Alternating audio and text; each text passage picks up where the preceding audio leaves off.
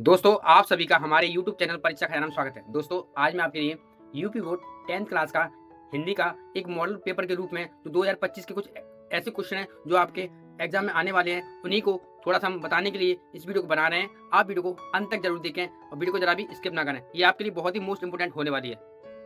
देखिए, इसमें जो टोटल मार्किंग दिया गया है पेपर का टोटल नंबर है 70 और समय दिया है 3 घंटे 15 मिनट। इसके बारे में तो आपको पता ही होगा कि किस क्वेश्चन के लिए कितने मिनट और कितने क्या क्या दिया जाता है। अब ज्यादा समय वेस्ट ना करते हुए हम सीधे आप क्वेश्चन पे आते हैं। इसमें बहुविकल्पी प्रश्न खंड आ में दिए गए हैं। फर्स्ट जो मैं आपको बताते जा रहा हूँ उसको आप टिक लगा लो या नोट करते जाओ। बाबू गुलाब राय किस युग के लेखक हैं? ये क्वेश्चन आ सकता है। चिंतामणि किस विद्या की रचना है? सेकंड। थर्ड है गबन किसकी रचना है? फोर्थ, शुक्ल युग की समयवादी है। फिफ्थ, नीड़ का निर्माण फिर किस विद्या की रचना है? 6, प्रिय प्रवास किस युग की रचना है? 7, मधुशाला किसकी रचना है? 8, भारत भारती किसकी रचना है? 9, आधुनिक काल कब से कब तक है? 10, मतेराम किस युग की कवि हैं? ये ऐसे आपको टॉपिक बता रहे हैं जो आपके 2025 के अंतर्गत आने वाले हैं। इनको आप याद करके एग्जाम में पेपर में पास हो सकते हैं। 11 है हास रस का स्थायी भाव। 12 है सोवत ओढ़े पीठ पट श्याम सलोने गात। 13 है रोला छंद में कुल कितने चरण होते हैं? 14 है आक्षरण शब्द किस उपसर्ग का प्रयोग किया गया है? 15, प्रत्यय के कितने भेद हैं? 16, पीतम्बरा कौन सा समास है? 17, आंसू का तत्सम रूप है। 18, यड़ संधि का सूत्र है। 19, फलशय शब्द का वचन एवं विभक्ति है। 20, अपठत धातु का वचन एवं पुरुष है। ये मैंने आपको अभी तक ऐसे टॉपिक बताए हैं जो आपके बोर्ड एग्जाम में आने ही वाले हैं। आप विश्वास कीजिए, आप इस पेपर को जरूर पूरा तरह से याद कर लें। 100% मैं आपको गारंटी के साथ कहता हूं ये आपके एग्जाम में जरूर आएंगे। अब प्रज्ञा 20 तो आपके लिए एमसीक्यू दी थे और पूर्णांक जो 20-50 नंबर का ये रह गया। इसमें क्या क्या है? वर्णनात्मक खंड बा में क्या दिया है? देखिए प्रश्न फर्स्ट, निम्नलिखित कंदांश और पर आधारित 3 प्रश्नों का उत्तर दीजिए। आपको 3 प्रश्नों का उत्तर देना है। वो भी कितने नंबर का आएगा आपके? टोटल 3 into 6 यानी 3 क्वेश्चन, 2-2 नंबर के 3 क्वेश्चन है, 6 नंबर के हैं। देखिए यह कोई बात नहीं कि एक स्वाब और रुचि ये वाला दिया गया है, दिखता था। और इसके क्वेश्चन दिए उपरोक्त गद्यांश का संदर्भ लिखिए, गद्यांश के रेखांकित अंश का व्याख्या कीजिए। लेखक के अनुसार समाज में भिन्नता देखकर लोग एक दूसरे की ओर क्यों आकर्षित होते हैं? सेकंड पैसे दिया है, हे भगवान तब के लिए, यहाँ से स्टार्ट और अंधा बना रही यहाँ तक है। उपयुक्त गद्यांश का संदर्भ लिखिए, गद्यांश के रेखांकित अंश का भाव स्पष्ट कीजिए। ममता द्वारा किस कार्य को ईश्वर की इच्छा के विरुद्ध बताया गया है? ये सभी आपको प्रश्न करने हैं। सेकंड क्वेश्चन देखिए, दिए गए पद्यांश पर आधारित 3 प्रश्नों का उत्तर देना है। इसमें भी आपको 3 प्रश्नों का उत्तर देना है।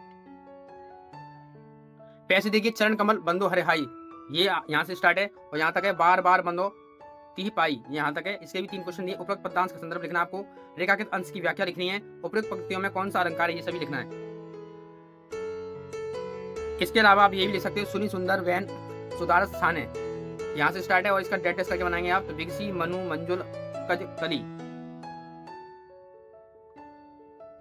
इसके भी 3 क्वेश्चन दिए हैं। उपरोक्त संदर्भ लिखना है, रेखांकित अंश की व्याख्या लिखनी है।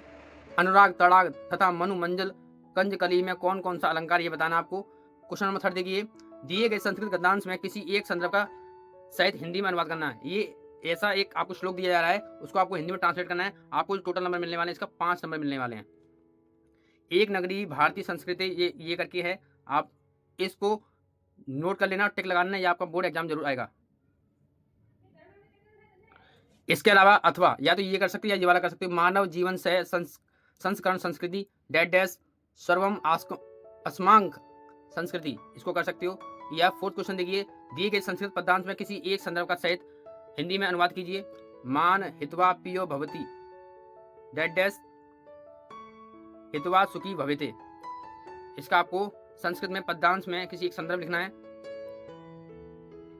सेकंड है सर्वे भवन्तु सुखनी सर्वे सन्तु निर्माय सर्वे भद्राणि पश्यन्तु मां कश्चित् दुःखभाग् भवेतु, इसका भी आप संदर्भ कर सकते हो।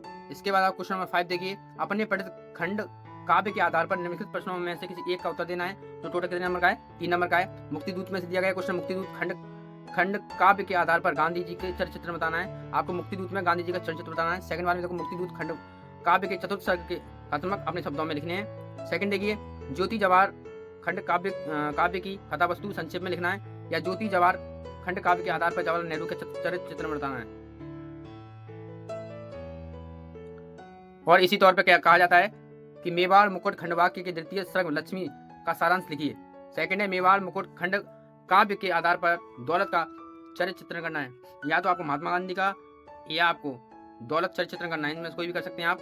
इसके अलावा घा में देखिए, अग्र पूजा खंड काव्य की कथा वस्तु के संक्षेप में लिखना है। अग्र पूजा खंड काव्य के आधार पर युधिष्ठिर का चित्रण कीजिए, या जय सुभाष खंड काव्य के आधार पर नायक का चित्रण कीजिए। सेकंड है, जय सुभाष खंड काव्य के प्रथम सर्ग का कथानक लिखिए।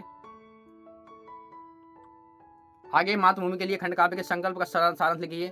सेकंड इसमें देखिए, मातृभूमि के खंड काव्य के आधार पर चंद्रशेखर आजाद का चरित्र चित्रण बताना आपको। आगे देखिए, खंड काव्य के दूत सभा के द्रौपदी सर्ग का सारांश लिखना है, या कर्ण खंड काव्य के आधार पर श्री कृष्ण का चरित्र चित्रण लिखना है। जावाला देखिए, करमवीर भरत खंड काव्य के आधार पर केकई का चरित्र चित्रण लिखना है। सेकंड देखिए, करमवीर भरत खंड काव्य के आगमन सर्ग की कथा वस्तु लिखनी है। झावाला देखिए, तुमुल खंड काव्य के आधार पर लक्ष्मण का चरित्र चित्रण बताना है, या तुमुल खंड काव्य के राम मिलाप और सैमित्री का उपचार सर्ग की कथा का संक्षेप में लिखना है। क्वेश्चन नंबर 6 देखिए, दिए गए लेखकों में किसी का एक जीवन परिचय लिखते हुए उनकी एक प्रमुख रचना का उल्लेख करना है। किस किसका उल्लेख करना है? जीवन परिचय का। कौन कौन से जीवन परिचय आ सकते हैं इस बार? डॉक्टर राजेंद्र प्रसाद, जयशंकर प्रसाद, आचार्य रामचंद्र शुक्ल। इन तीनों के अलावा कोई चौथा आपके एग्जाम में आने वाला नहीं है। क्वेश्चन नंबर 6 देखिए, दिए गए कवियों में किसी का एक जीवन परिचय देते हुए प्रमुख की रचना और उल्लेख बताना। आपको ऐसा नहीं जीवन परिचय लिखना है, उसकी रचना लिखना, रचना भी लिखना आपके लिए बहुत जरूरी है। देखिए क्या क्या है, गोस्वामी तुलसीदास, सुमित्रानंद पंत और महाकवि। इन तीनों में से किसी आपको एक का जीवन परिचय जरूर बताना है।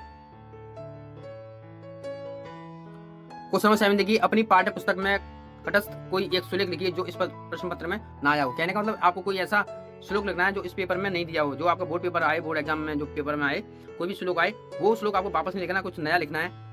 क्वेश्चन नंबर 8 देखिए, निम्नलिखित में किसी इन्हीं दो प्रश्नों का उत्तर संस्कृत में देना है। जैसे फर्स्ट है, भारतीय संस्कृति मूल किम अस्ति। सेकंड वाला है, पुरु राज का असीत। थर्ड है, चंद्रशेखर का असीत। फोर्थ वाला है, वीर केन पूज्यते। क्वेश्चन नंबर 9 देखिए, निम्नलिखित में से किसी एक के विषय पर निबंध लिखना है। जो आपको बताया जा रहा है उसी पर आपका निबंध आएगा। आप इस टॉपिक को जरा भी स्किप ना करें, पूरा देखें। एक बार नहीं, दो बार नहीं, तीन बार नहीं, चार बार नहीं, जब तक आपकी समझ ना आए, जब तक आप अपने मास्टरमाइंड या विद्या या नोटबुक में आप नोट ना कर लें, तब तक आपको इस पेपर को जरा भी स्किप नहीं करना है। देखिए इसमें निबंध कौन कौन से आने वाले हैं। पर्यावरण संरक्षण के उपाय, या आतंकवाद कारण एवं निवारण, जनसंख्या लाभ हानि, या नारी शक्तिकरण, ये सभी आने वाले हैं। तो दोस्तों आई होप आपको ये टॉपिक पसंद आया हो। पसंद आया तो आपसे रिक्वेस्ट है, आप इस टॉपिक को अधिक से अधिक शेयर करें, ताकि और स्टूडेंट्स इस टॉपिक का लाभ उठा पाएं। जो लोग हाई स्कूल एग्जाम की तैयारी कर रहे हैं, हम दुआ कर रहे हैं आप हाई स्कूल में फर्स्ट डिवीजन लाओ, अपने माँ बाप का नाम रोशन करो, अपने माँ बाप का सर ऊंचा करो दोस्तों। और साथ में ही आपसे रिक्वेस्ट है, इस वीडियो को सब्सक्राइब जरूर कीजिए, ताकि मैं आपके लिए डेली जॉब्स अपडेट, सरकारी योजनाएं और मॉडल्स पेपर के अकॉर्डिंग या किसी भी अपडेट के अकॉर्डिंग मैं आप तक वीडियो पहुंचा पाऊं। दोस्तों चलिए मिलते हैं नेक्स्ट वीडियो में, तब तक के लिए जय हिंद, जय भारत।